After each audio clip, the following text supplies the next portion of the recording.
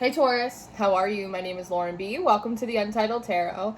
So I tried to film your reading last Friday, Taurus, and it just didn't want to come out for me. And so today I paired the Mystical Shaman and the Sacred Forest Oracle together, and I do have a story for you, but it is your story is making me a little bit woozy. It's a little bit of like a woo-woo reading. It's definitely very like multi-dimensional. So if you're looking for like a very practical, grounded reading today, this is not going to be the one for you. If you really want to kind of get lost in the spiritual sauce, then I'm your girl today. Let's just get into it. Let's just dive to the heart of the matter, which is kind of the whole point of your reading. We're starting off with the Andean cross and this holy mountain. And when I first pulled these two cards, it felt like the center of the Andean cross was missing, and that was something that you've been working on. I like to call this my spiritual baseball card. It feels like different bases. It feels like trajectories, spiritual gnosis, initiations that we have to go through, all of these different kind of bases that we have to make our way through in our spiritual journey. It's very multi-dimensional.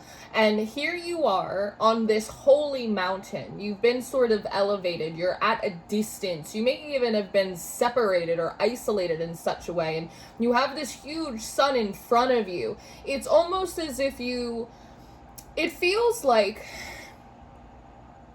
you've been on your spiritual path for a very long time, but you don't really see anything happening. And so there's this sort of thought that occurred to you that maybe I need some more power, or I need to come into a belief system, or I need to gain access to some higher level of consciousness, my higher self, like whatever it is for you. And then I'm going to find that, I'm going to create it, I'm going to figure out how to obtain this, and then I'm going to bring it back to the Andean cross. And that means that I will be done. I will have completed this spiritual lesson, and I'll be able to sort of move on to the next thing. Does that make sense? It's like going on a side quest to the holy mountain all by yourself in order to figure out how to generate enough consciousness or enough energy to complete this Andean cross that up until this point you haven't really been able to finish. Completion comes up next too, right? So this just kind of confirms that, one, you are very, very close to doing this, but this definitely is sort of your objective is to kind of get off the crazy train, is a little bit of what it feels like. I am someone, and this is a personal thing, but in my personal spiritual journey and in my practice, I want there to be magic. I want there to be expansive thoughts and levels of consciousness, but I also want my spirituality, I want my guides, I want all the work that I do, I want it to serve me in a practical way as well. I don't want it to all just be theoretical. I want it to be applicable, to be physical in my life. And so I'm wondering if you are kind of on that train too. The numerology really sticks out to me. This completion is card number 9, and then the Andean cross is 2, Holy Mountain is 25, so 2 and 2 is 4, plus 5 is 9, 99. When I see 99, it always is that sort of energy of we're so close, like we're almost at 100%, we have almost completed charging, right? There's even a bit of this new moon, a little eclipse, a little blockage that we have in front of this sun too, only further emphasizing how close you are to wrapping up this cycle or wrapping up this endeavor. It's almost as if, Taurus, when you complete it or when you have fully charged yourself in all of this solar energy, you'll be able to bring that light back, stick it in the middle of this Andean cross, and then the snake opens. It's like opening up a lock. Snakes are something that can be very constricting, right? It's like there is no end of beginning, because like the Ouroboros, its tail is in its mouth. It's like this never-ending cycle, this never-ending pursuit. Once I charge myself or harness enough power right here, I'll bring it to the Andean cross. It will glow, and the snake will sort of become luminescent. It will open up, and it will free me from this cycle. But definitely so close yet so far. Literally with this holy mountain, you feel even very much separated from other people. That might not be physically true, but at least emotionally or mentally, it feels like this is a process that you've been going through entirely by yourself. Now, fire comes up next. This is interesting, and it's followed up by the eagle. One, there is a very interesting story, piece of folklore, legend that comes out of the indigenous tribes of North America about red man and white eyes. I'm not going to go into it today, but if that for some reason is ringing a bell for you, you might want to look into that lore for yourself. But when I'm looking at this fire, instantly I got the impression of like a hot air balloon, how fire can create levity, right? And it feels like it's being brought in by this eagle. Eagles, for me, talk about precise focus, a vision. Apex birds sometimes talk to me a lot about prophecy as well. It feels like this eagle is bringing you in a piece of information, even bringing you in some energy, some life force, something like that. And it's followed up by gratitude, this bluebell fairy. And this is sort of this hot air balloon. It kind of, the eagle sort of just drops it off. Do you see this dark moon back here? And it's almost like it kicks this eclipse. I think we're coming back up on an eclipse season soon in your sign, I believe. Are we? I think we are. The astrologist on shift didn't show up today for work, so that's unfortunate. But it definitely feels like they dropped this fire and it kicks this eclipse off, kind of bringing you to like 100%. It's some type of information. It's wisdom. Eagles for me also talk a lot about like justice, so it's a piece of information that's supposed to balance this perspective that you have. And with this gratitude, it feels like all of a sudden it's like you rise to the occasion, like you rise to that 100%. There's a level of gratitude here because you know something. The nose knows. You know something now that you didn't know before. And it has to do with this bee spirit, prosperity. And here's the thing, and I want you to stay with me because, again, this is sort of in the rafters type of reading. I'm noticing that, like, for bees, in order for them to collect what they want, they have to go inside of the flower. What they're seeking is inside of the flower. Whereas with this Andean cross, it's like you're trying to create something, do something externally, and then bring it to the Andean cross. Bring it to creation. Go, look what I did for you. Look what I created. Look what I made. Look what I overcame. It's almost like as if this is sort of like your golden ticket. It's like your token to the boatman. I did all of these works here. Is that enough payment? Is that enough service? Is that enough knowledge to unlock this and kind of get me off of this cycle? But there's something here about the fact that you don't create something and then bring it to creation. The secret is to dive inside of creation, dive inside of the creator and change it from the inside out. I don't know if that makes sense to you, but it's not the idea of trying to learn about the universe or universal laws or energy or systems. It's about changing universal laws and systems. It's not about getting creation to smile on you. It's about changing creation. I don't know if I probably am not articulating that properly, but it's sort of the idea of instead of changing someone's mind, changing someone's heart. And you have to do that like sort of from the inside out. But the coyote and this frog spirit renewal came out next, and they came out in reverse. And I very rarely take these types of cards in reverse, but I thought important today because the coyote always comes through as a bit of this divine trickster. And when renewal came out in reverse, it reminded me of a subscription and like you coming into some type of information that makes you realize or gives you the agency to not renew, not resubscribe to this trickster energy. And it kind of brings me back to, again, like the universe and God. And it's like when people say God is love, and I've said it, absolutely, God is love, but God is also destruction, and God is chaos, and God is pain, and God is beauty, and God is healing, and God is resurrection. Like, right? So it's like, there is something about that. It's like there's a fine line between a bee and a wasp. And so some of this feels like spiritual algorithms, right? So like we talk about the matrix, it's the physical worlds and all of these, rules and these structures, but spiritual dimensions and energies also operate according to a matrix and an algorithm. I filmed a video, I think last summer, and I was talking about the spiritual matrix, right? And different paths and different belief systems, they all have their own little mini matrix. And there is something about that like when you are going too far outside, or when you are imbibing too many like rules from different spiritual practices that may or may not belong to you, like you just end up getting even more lost in the sauce, when the reality is like you have to go inside. You have to go inside the universe and like change the rules. You have to like go inside creation and change what it means for you, so creation will change how it responds to you. It's a very, again, it's kind of woo-woo.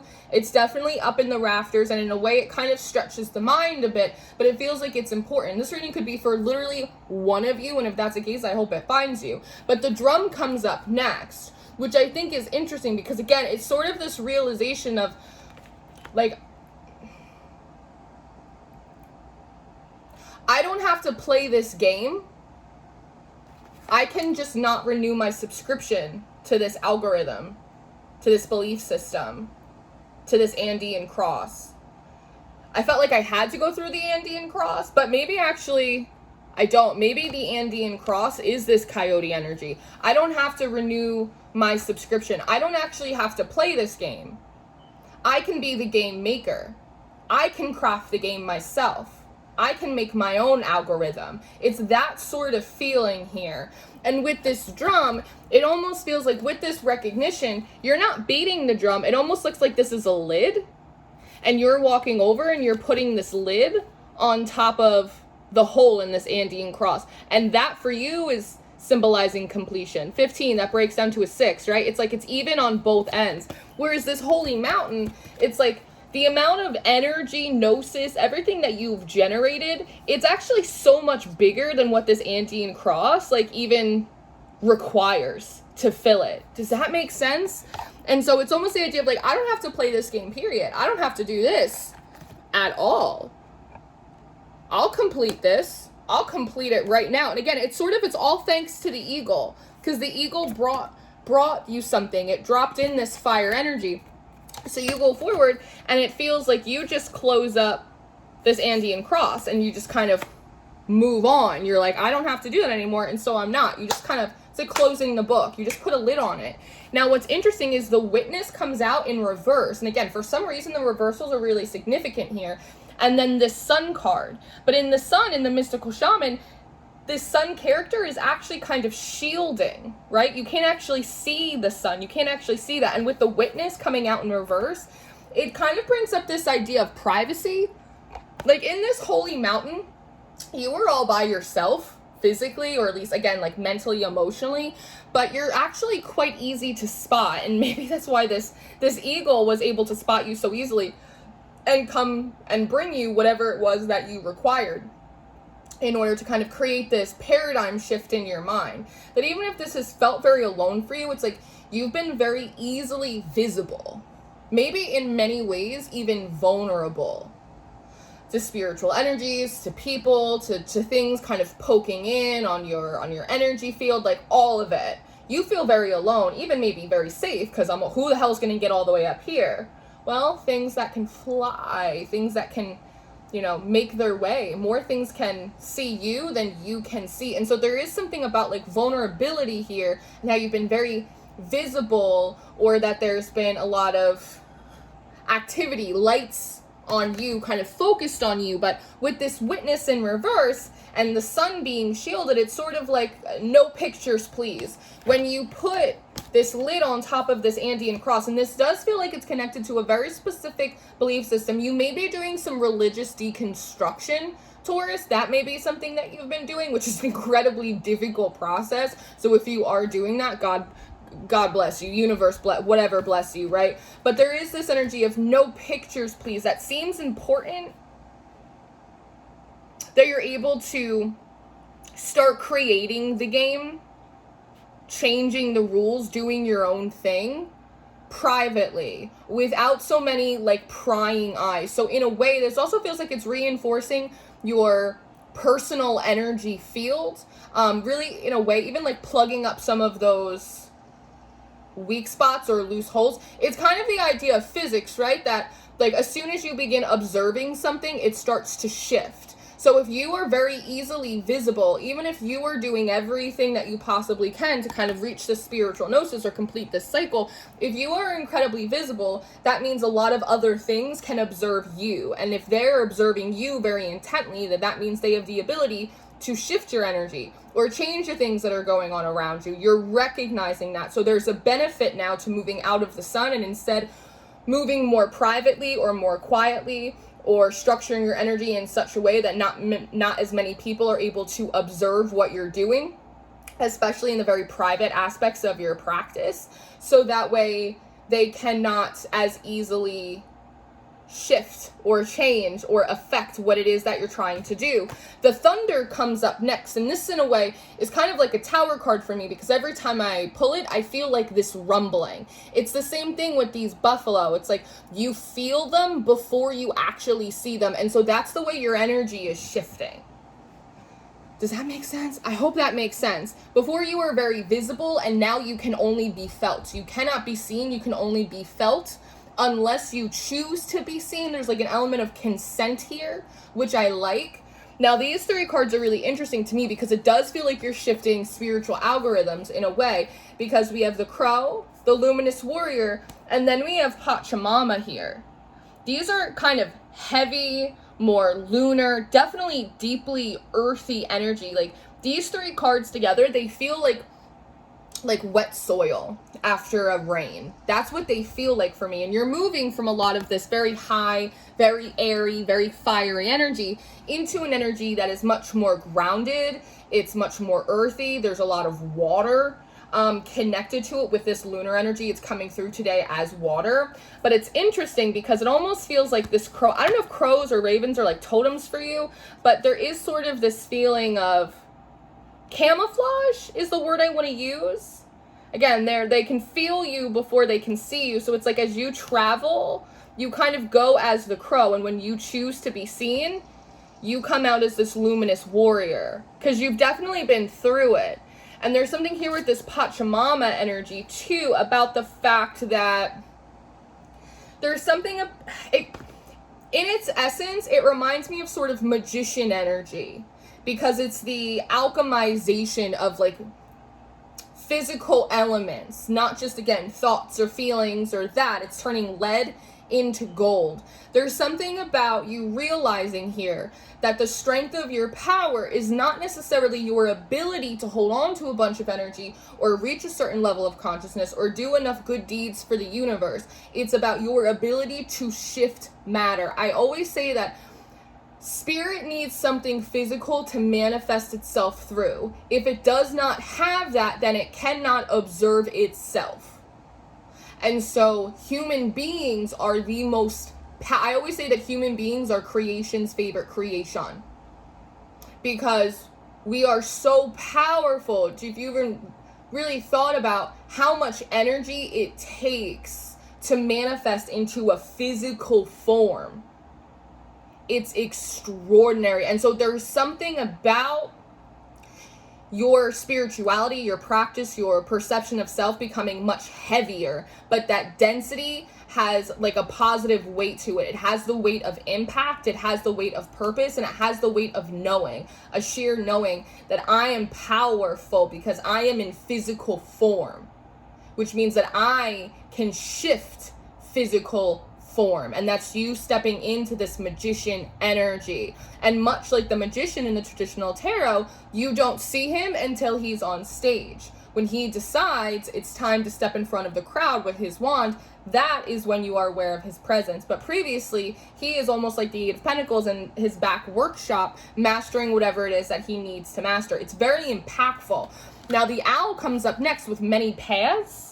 This is interesting to me because, one, I love this owl because it talks about almost a 360-degree view. It talks a lot about being able to see through the darkness. It talks about strategy. It talks about wisdom. It talks about like all of these beautiful sort of Athenian things, right? But I like this many paths because it feels a bit like an illusion. Like there are ways or behaviors or things that you normally do, go, think, try, and it feels like that shifting. It feels like this is a bit of an illusion. When you look closer, you can actually see the outline of a person. And as I said, you are moving in the shade. Kind of like the Spartans. You are fighting in the shade in a way. And so there's something here that, again, as you're moving forward, your presence is felt, but your location is not seen. And that is part of your strategy, or at the very least, it's part of the strategy of whomever is helping you, because you have a lot of unseen help here as well. And so it's almost this idea of like which pathway, they don't know which pathway Taurus is going to come down. The moon is here too. So there is like an element of timing as well that seems really significant here. It's almost like Taurus has to come soon at some point. Like Taurus is going to come back, or Taurus has to come around the bend. Like that's Taurus's cycle, right? It's like, this is what Taurus does. This is who Taurus is. This is the rules that Taurus plays by. It's like, there isn't a realization. It feels like it takes whatever else this is, it feels like it takes it longer to catch up to what you're doing. Like you are actually a step ahead of the game without maybe even realizing it, because journey comes up next. So what they haven't realized is you're no longer on the journey that you once were. You've stepped out of that algorithm. You have stepped out of those rules. And now with this wild woman, it's like you're kind of a independent contractor. You're sort of this lone soldier. You're kind of like spiritually off the grid, which is really interesting to me. Just like the concept of playing around with that. But that seems to be something that's happening here. It's like they're checking their watch. Taurus has to come around the corner soon. Which path are they coming? We can't see them anymore. We can feel them. We can feel Taurus, but we can't see it. They're just about on time for their normal cycle, but they don't realize that you're an independent contractor now and you're no longer going on this journey. And when I looked at this card, I felt like there's an arrow card in the mystical shaman, and I kept waiting for it to come out, but it didn't. And the idea was like, you're not going on this adventure journey anymore. You are moving much more like an arrow, right? It's like not just, here's my journey, I'm just kind of allowing it's like an arrow. You have a bullseye. It's like you have an objective. You have a mark. You have an exact location or a place that you want to be in. But the arrow never came out. And so I'm wondering if that also has to do with arrows being really connected to fire, really connected to air, and you're just shifting more into earth and water energy. Earthkeeper comes up next. And it reminds me a lot of this sun. And it's coming out after this wild woman card. So it's like, as an independent contractor or a freelancer, again, sort of getting off the spiritual grid in a way, it feels like you are being shielded. I don't know if these are your ancestors. This is some kind of unseen help here, but they are helping you move in the shade. They are helping to kind of cloak your movements as you travel forward. The seer and the mystical shaman come up next. So again, you are moving into a place. Where's my staff card? Oh, here it is. And the staff came up next. So you didn't get an arrow, but you did get this big staff here. So the idea is, again, you have to move more through feeling now, through your instincts, being really connected. And you see how this mystical shaman, how he's actually in the shade. It looks like it's nighttime. Here's the eagle as well. So this feels like a whole sort of spiritual family that's kind of shielding you, shading you, guiding you. Like, there is something about that. I'm wondering if they've been watching you, again, on this holy mountain for a long time, wondering when you were going to get off it. But it was important for you to complete it. Maybe someone told you that you were a quitter. And so you're like, I have to finish this, even though it's like, it's not the right thing for you necessarily. But you're definitely much more tapped into your instincts. Again, they can't see you, but you also are in the shade, so it's harder for you to see as well. So you have to rely much more on your instincts, your intuition. There is definitely something about the intimate bond between you and these energies, or you and this mystical shaman, because it's sort of like they speak and the spirit overtakes you almost immediately. It almost, in a way, kind of feels like a walk-in, to be honest.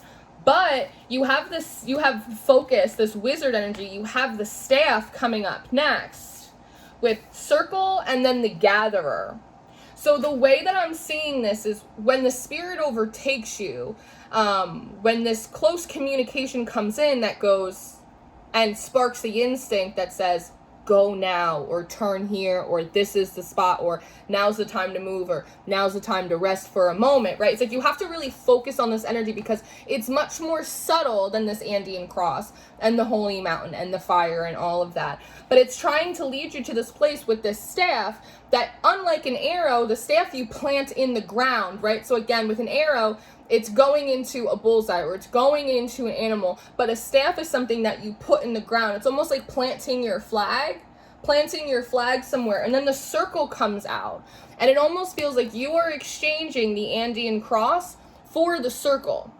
This is an entirely different, much more communally based, very earthy practice, spirituality, gnosis. It feels like it is a much smaller group than whatever this was for you, but with the handprints that are around it, it's also like there's evidence that this works. I don't know how much evidence there is for this that it works, but there's evidence here that it does work, that you can be successful, that others have come and done the same thing, Taurus. And when you plant your staff down, you put your flag in the ground and go, here I am. This is where we're setting up the new game. Right? And then it's like you become this gatherer, and it almost feels like this free-for-all. You can just scoop up the things that you need. It's not a problem for you. You're not a hunter. You're not a waiter. It's like you're just a gatherer now, along with all of the others who have come into this knowing or have already come and passed it and left their mark behind. It's a smaller group, but it feels much more powerful, supportive in a way than what this Andean cross was. So again, this is kind of a in the Raptors type of reading. It's not going to resonate for all of you.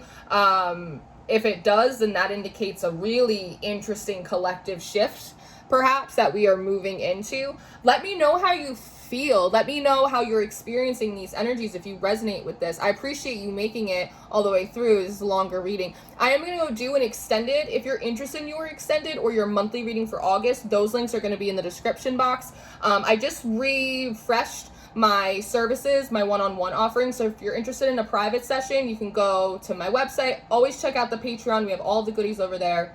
I love you so much, Taurus. I will see you next time. Goodbye.